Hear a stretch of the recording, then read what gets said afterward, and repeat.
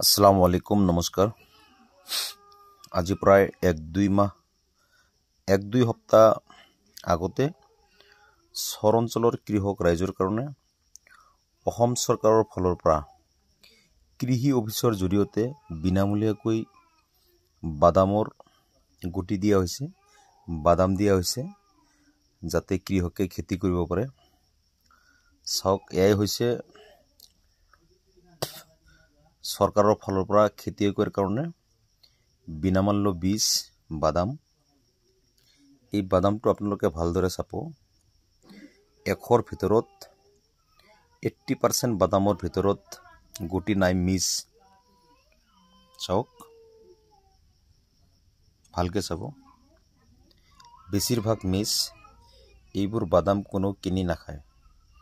এনেকুৱা ধৰণৰ বাদামৰ বীজ বোধহয় অসম চৰকাৰৰ ফালৰ পৰা দিয়া নাই।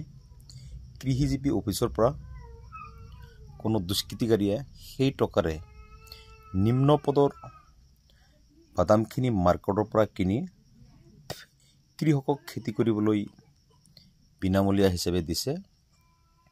চৰ অঞ্চলৰ শতকৰা নদীৰ পাৰত থকা শতকৰা বোধহয় 5জনেও পোৱা নাই। বাম অঞ্চলৰ বেছিভাগে আকৌ এই বাদাম পাইছে। যি খেতিয়কবোৰে জীৱনত বাদামৰ খেতি নকৰে সেইবোৰেই বাদাম পাইছে, কিন্তু চৰ অঞ্চলৰ নদীৰ পাৰে পাৰে থকা খেতিয়কখিনি কিন্তু বাদামখিনি পোৱা নাই। ইয়াৰ আঁৰত ৰহস্য লুকাই আছে।